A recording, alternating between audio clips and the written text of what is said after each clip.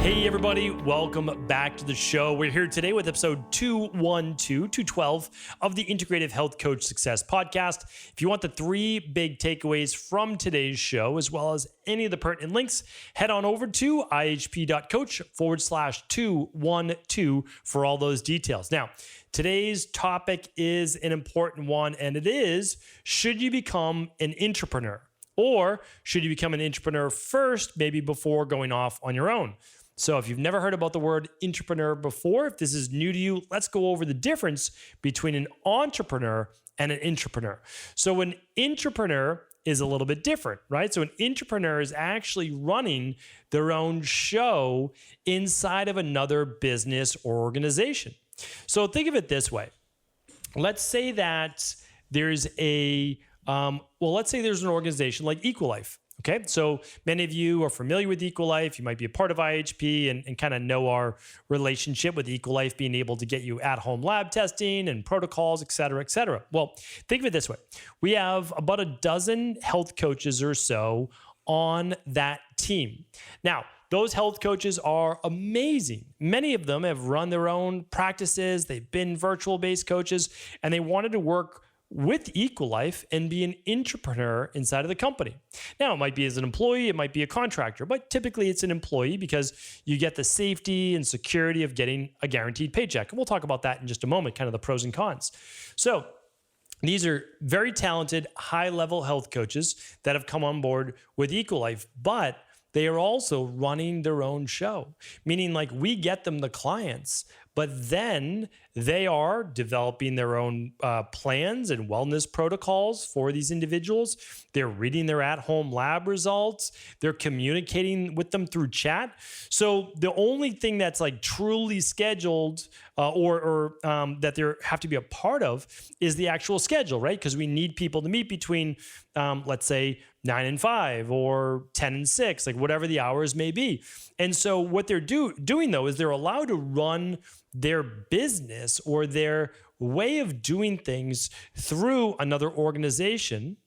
And some of those benefits, so the cons would be, okay, well, you're not calling all the shots. That's right. Like you're not calling all the shots because you're working for a larger organization.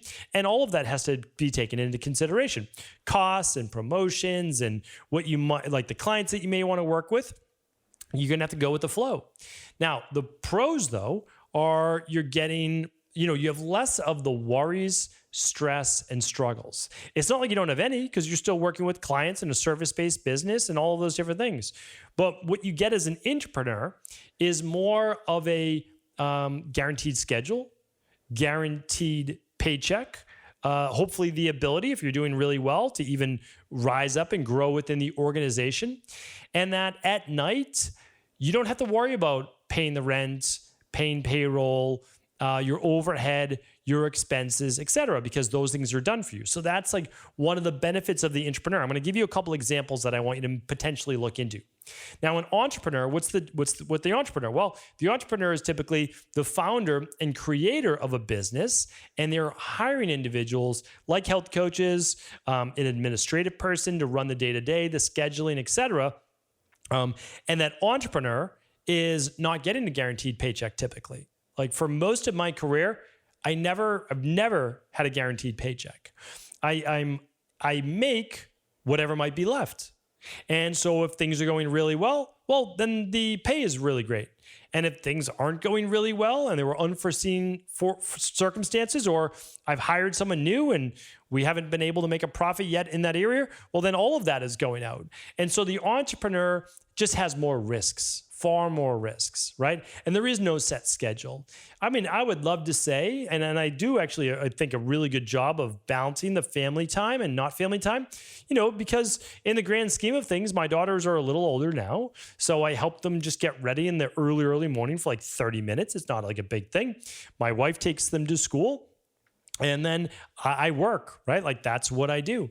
And then after that, well, I'm home with them, and I'm home with them from like the typical 5 o'clock to maybe like 7:30, 8 o'clock or so. That's our time together. Like most families, what I do is not radically different than most other people.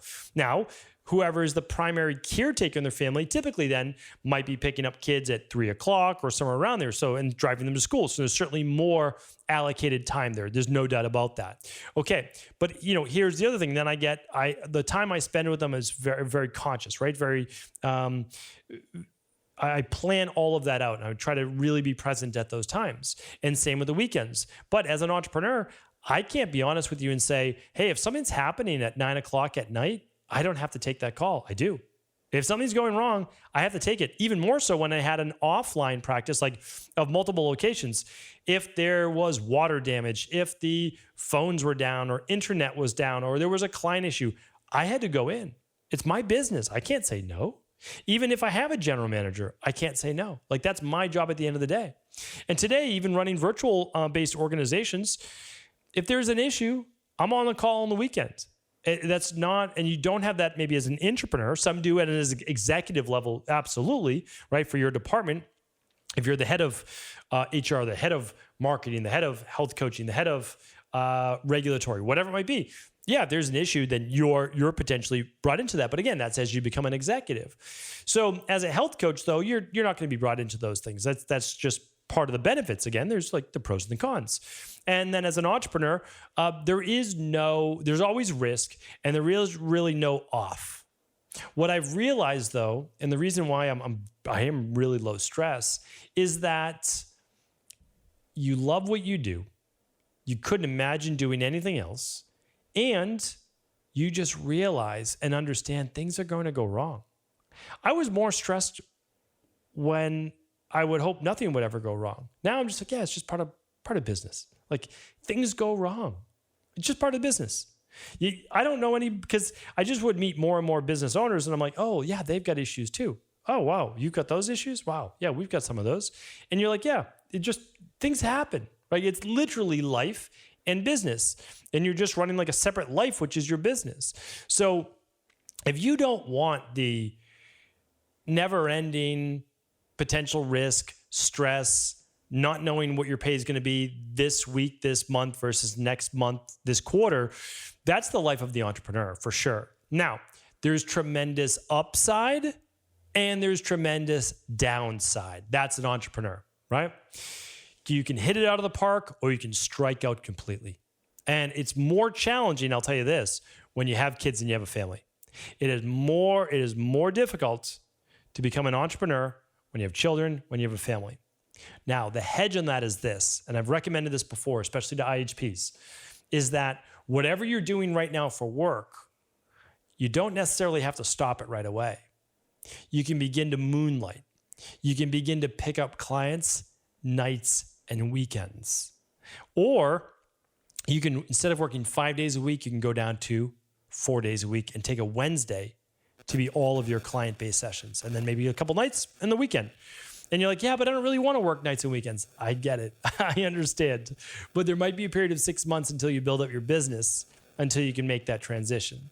So that's one way to kind of hedge those risks for sure. Understand that there's always risks, right? You have to continue to do the work to bring in new clients, get referrals, do a great job, and keep clients coming back for sure. Like, that's a big part of it. Now, an entrepreneur, your job is to go into the organization, and we'll talk about a couple different things. Like, let's just talk about Equal Life for a moment. Your job is to do an amazing job as a health coach inside of Equal Life or any other, like, let's just say health organization. That's your job. Like, that is your goal. Because your goal is to say, I'm going to do a phenomenal job. I'm going to be recognized for the phenomenal job that I'm doing. Then next year, I'm going to get a pay raise. And who knows what the future will bring? Because believe me, people don't think it, that like, oh, nobody recognizes the work that I'm doing. Everybody does. Everybody does. Like, I know we have 60 people on the Equal Life team.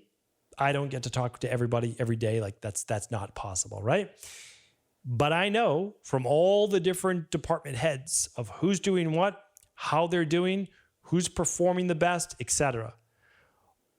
I know this, that every quarter, people don't get shuffled around, but people get promoted, right? There's always, like, you never know. Again, like, that's why it's all about doing great work and trusting. right? The universe, the world, that even better is destined for you. And those things happen. I mean, they really are. I could just give you so many examples. I mean, but I don't want to call anybody out right now in a good way, but I don't think that they necessarily want me calling them out. But great things happen. I mean, they really do. So that's just one way to look at it. But another way is this, and I kind of think it's the in-between role, right? I really think that this is an in-between role, and many of you should explore this. So you're a certified IHP, especially IHP 2, maybe you have mastery as well. Or, you're in a different organization doing something other type of work. Maybe it's chiropractic, maybe it's personal training, maybe it's massage, etc. Think about it this way. You go to work for a local wellness practice in your area, and they're offering some massage, they're offering some chiropractic. Like chiropractic offices is a great example of this. You're working with a chiropractic office, or you know of one, and they're currently offering a little massage, maybe a little personal training, and that's about it. You could offer to come in and build a health coaching program inside of their organization. You might say, well, why would they want you to do that? Because you're going to do profit sharing with them. So you have to understand that in the beginning, when you're first starting out, the most difficult part of health coaching is not learning the protocols and learning to do consultations. You can do that. Honestly, inside of IHP, you should just do more role playing with more people. There's thousands of people that would love to do more practice with you. Practice. That's free. Like over and over and over. And most people have run their labs inside of IHP. So just use each other's labs and literally like role play. And again, people outside of IHP can obviously do the same, personal training, etc. Think about it this way though.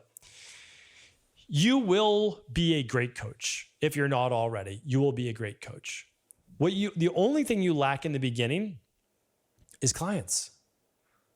So the reason that you would want to partner with another organization instead of maybe just going off on your own right away is that a chiropractic office has hundreds, if not thousands of clients. And they're much more open to natural health than a medical doctor. So you either team up with a wellness center or chiropractic office and you build out a health coaching practice. What does that look like? It looks like IHP 2. It looks like the de-stress protocol, wellness protocols in there, and at-home lab testing. They're going to send out an email to their list. They're going to post things inside of the practice. Chiropractors have 20, 30 plus people come in every day, especially if it's a multi-person organization. And then whoever the founder of that practice is, they can either charge you rent, which you could say yes or no to, but you need to get some of these benefits. You don't want to just pay rent. You want to be able to market essentially to their people. And if they say, no, we don't want to allow that, okay, well, then you're profit sharing. Hey, I will give you 20% of whatever I make and like whatever it might be. So in the beginning, when I was working actually inside of another office, I was paying rent, but I got to use their scheduling. And so that's another trade-off. I got to use their person charging. So that's a trade-off. Like that's a great thing, right? So now all I needed was me. I didn't need anything else. And I brought in my own clients, so it wasn't like that. But also, you start to work with them. I worked with the chiropractors in the office. I worked with the acupuncturists in the office. I worked with everybody on their own health. Then they got to know who I was, what I did, and then they could more knowledgeably refer people to me. So it worked out incredibly well. I did that for not quite a year, but close to it. I would say I was even doing that when I was studying for my boards. And I studied for my boards for a good, I studied over the summer. I remember that. I studied like July, August, September, and then I took them, I believe, in October. And so I would see a few people and I would mainly study. And that was that. And so what I want to share with you is this, is that it alleviates a lot of the stress. If you can create a health coaching program, and I'm going to give you one more example, inside of a wellness practice right now or chiropractic office, they're going to have clients. You're going to be able to get clients faster. And you might say, well, I don't want to pay 20%. I understand, but it's like, what's keeping 100% of zero? Well, you still make $0. Okay. Well, what's keeping 80% of $10,000 for the month? Well, you get $8,000 and you pay $2 to them. You might say that $2,000 is a lot to pay to them. Yeah, it is. But you wouldn't have had the $8,000 without them, right? And so it's like, I always believe that We need more synergies. We need more partnerships in life rather than everybody trying to keep the whole pie. I just believe like less competition, more working together, and who benefits at the end? Hopefully the client, hopefully the wellness client. They benefit the most, right? Because a chiropractor, not all, they don't do at-home lab testing. They don't do all this other wellness stuff. Like they might even do some amazing things like Graston and functional range conditioning and active release technique, all these great things. Well, add on top of it. They don't need to create a whole new business. They can add on top of what they already have. And now you write them that first check for $2,000 in, let's say, like 12 to 16 weeks of working with them. They're like, oh, this is incredible. It's more than I would get for rent for an office or whatever it might be. So just something to think about. I want to give you one real world example just because I have a couple minutes right here that I wanted to share with you, is that we had an IHP do this inside of a gym. So a gym that has a couple thousand members, they said, hey, can I help you develop not a personal training program, not massage, they already had that. Not group training, they already had that. Okay.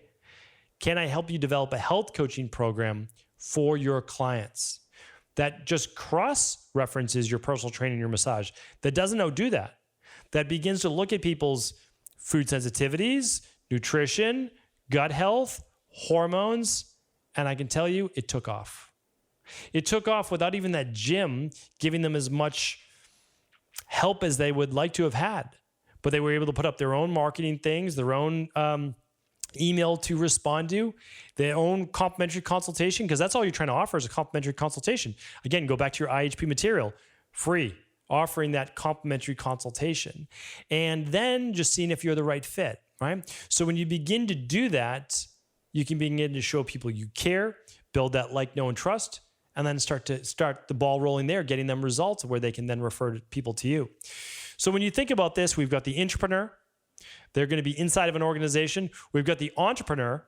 We kind of get that in-between hybrid that I just explained to you as well. And that might be a sweet spot for entrepreneurs who want to hedge their bets a little bit, not go out there and just really risk everything, but start to develop something inside of another practice for the greater good.